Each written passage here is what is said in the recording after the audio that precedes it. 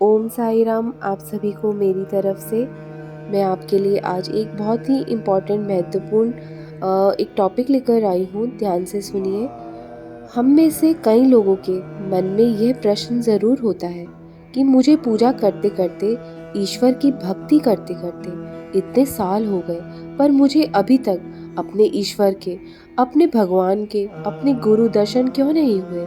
चाहे वो कोई भी भगवान हो, चाहे वो भगवान शिव हो, हनुमान जी हो, विष्णु जी हो, कृष्ण हो, या फिर साईं बाबा हो, या फिर कोई भी देवी देवता क्यों ना हो। यहाँ मैं आपको कुछ ज़रूरी बातें या फिर संकेतों को, या आप ये कह लीजिए कि इंडिकेशन बताने जा रही हूँ, जिससे आपको पता चलेगा कि आपको अपने ईश्वर के, अपने साईं के दर्शन हो चुके हैं या नहीं, और आपको मालूम ही नहीं चला। चैनल पर नए हैं तो सब्सक्राइब कर लीजिए, जिससे आप भी हमारे इस चैनल के साथ जुड़ सकें। जो भी सेवक परमात्मा की सेवा करता है, जो भी सेवक ईश्वरीय तत्व को पाने के लिए आराधना करता है, उनकी भक्ति करता है, पूजा पाठ करता है, उनको ज़रूर दर्शन होते हैं परमात्मा के। ज़रूरी नहीं है कि दर्शन के लिए बहुत बड़ी सामग्री आपके पास होनी ज़रूरी है, या फिर बहुत बड़ी हवन आपको करना होगा, या फिर आपको बहुत बड़ा भोजन यानी कि लंगर करना होगा। ज़रूरी नहीं है ये सब। भगवान, वो परमात्मा, वो ईश्वर आपकी भाव के भूखे होते हैं। यदि आपके भाव अच्छे हैं, नेक हैं, आपको पता भी नहीं चलता कि आपको ईश्वर के दर्शन हो जाते हैं। कई बार आपको खुद पर संदेह होने लगता है। कई बार ईश्वर आपको स्वप्न में दर्शन देते हैं और आप उन चीज़ों पर विश्वास नहीं करते। उन चीज़ों को आप बहुत लाइटली ले लेते हो, बहुत हल्के में ले लेते हो। आप सोचते हैं कि ये तो ऐसा ही था। लेकिन मैं यहाँ पर एक बात बताना चाहूँगी कि स्वप्न के थ्रू ही सबसे पहले हमें ईश्वर के दर्शन होते हैं। आप कभी भी कोई साधना करते हैं, अर्चना या पूजा करते हैं, चाहे आप नवरात्रों में व्रत करते हैं, कभी भी देवी या देवता के दर्शन आपको होते हैं। उनकी उपस्थिति, उनकी प्रेजेंस आपको महसूस होती है, फील होती है, तो वो स्वप्न के माध्यम से ही होती है। चाहे आप विश्वास करो या ना करो, सच मानो या झूठ समझो, क्योंकि अधिकतर लोग खुद पर विश्वास नहीं करते कि जो मुझे स्वप्न में दिखाई दिया वो सच है या नहीं, सत्य है या नहीं। तो सपने में जो देवी देवताओं के दर्शन हमें होते हैं, वो कई रूपों में होते हैं। कई बार आपको वो प्रतिमा, वो ईश्वर की मूर्ति दिखाई देती है जो आपके घर में, घर के मंदिर में होती है। तो कई बार आपको वो मंदिर दिखाई देता है जहाँ आप गए हैं, सिद्धपीठ स्थान है, कोई सिद्धपीठ वाला मंदिर है और आप कभी वहाँ गए हैं। आपको उस मंदिर की मूर्तियाँ, प्रतिमाएं दिखाई देती है स्वप्न में। कई बार आपको कोई दोस्त है, किसी कुलीग के घर आप गए हैं या किसी रिलेटिव के घर गए हैं, तो आपको उनके घर के मंदिर की वो प्रतिमाएं दिखाई देती हैं स्वप्न में। जिन लोगों को अपने इष्ट, अपने भगवान, अपने गुरु या अपने साईं के दर्शन होते हैं, उनको अधिकतर स्वप्न के माध्यम से ही वो प्रतिमा या वो स्वरूप दिखाई देते हैं। अगर आपको इस तरीके के या इस तरह के प्रतिमा या स्वरूप दिखाई देते हैं स्वप्न में, तो आपको भगवान के दर्शन हो चुके हैं। ऐसा नहीं है कि ईश्वर या भगवान को आपको साक्षात दर्शन देंगे आकर, या आपके सामने प्रकट होंगे तभी आपको यकीन होगा, यकीन करोगे आप कि भगवान के दर्शन हो चुके हैं। सपने के माध्यम से ही वो आपको संकेत देते हैं। स्वप्न के माध्यम से ही वो आपको सबसे पहले चेतावनी देते हैं अगर आपने कोई गलती की है।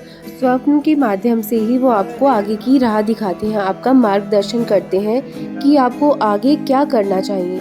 अगर आपको समस्या भी है तो वो आपको स्वप्न के माध्यम से बताते हैं। अगर आप कहीं लाइफ में फंस गए हो और आगे बढ़ना चाहते हो, तो आगे का रास्ता भी वो आपको स्वप्न के माध्यम से ही बताते हैं। पर आपको पूरा यकीन करना होगा, आपको दृढ़ विश्वास रखना होगा कि जो स्वप्न में मैंने दर्शन किए वो मेरे इष्ट के, मेरे ईश्वर के ही दर्शन थे ना।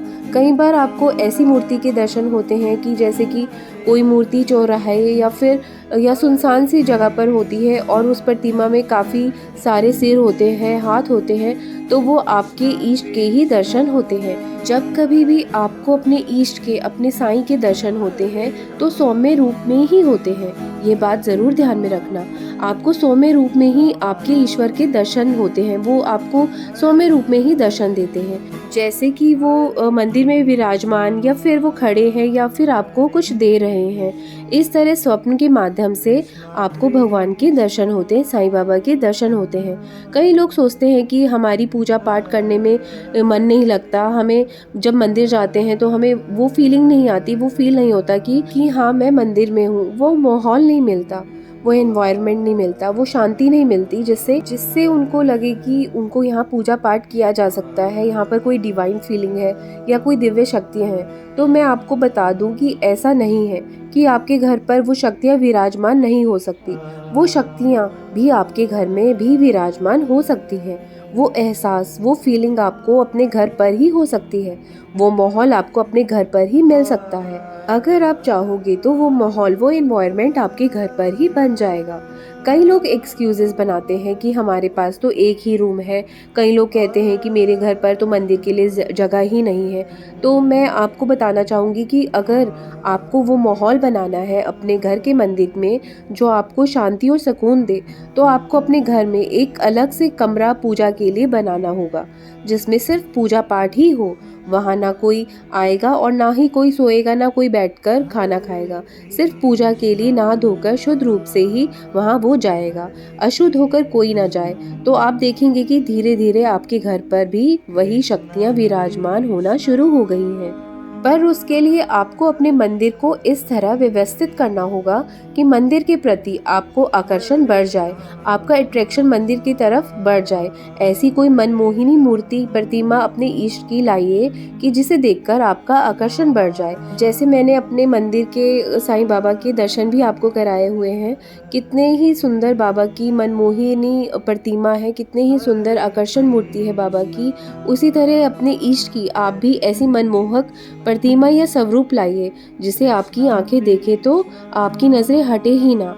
उन्हें आप देखो, आप उनकी तरफ अट्रैक्ट होते चले जाओगे। उन्हें ऐसे सजाइए, ऐसे सुंदर सुंदर वस्त्र पहनाइए, आभूषण पहनाइए, मुकुट पहनाइए, सुंदर सुंदर मालाएं पहनाइए, सुंदर सुंदर सजाइए कि आप आकर्षित हो जाओ।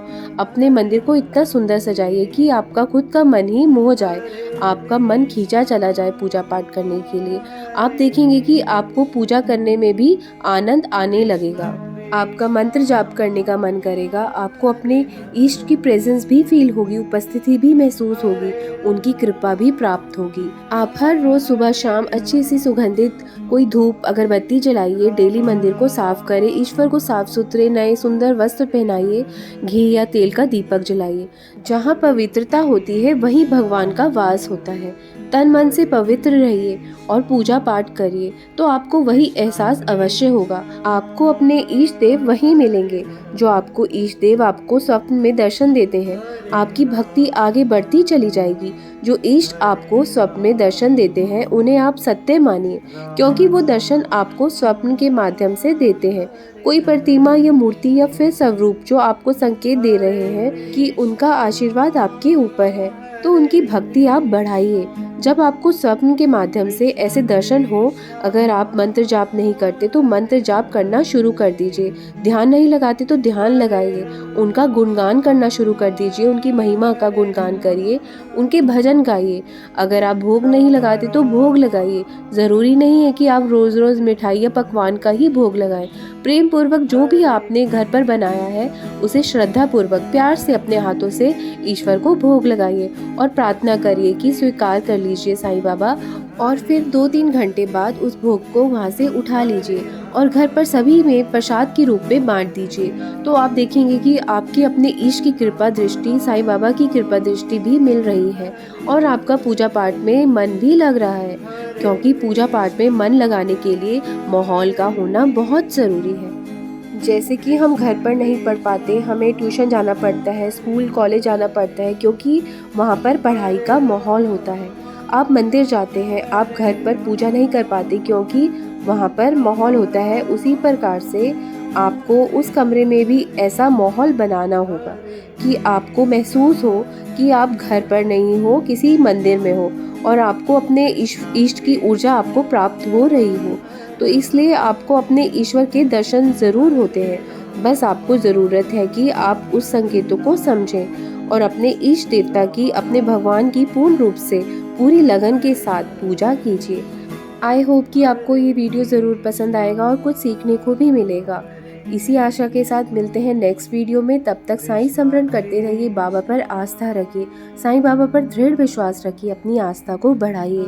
तो मिलते हैं नेक्स्ट वीडियो में, तब तक ओम साई राम, जय साई राम।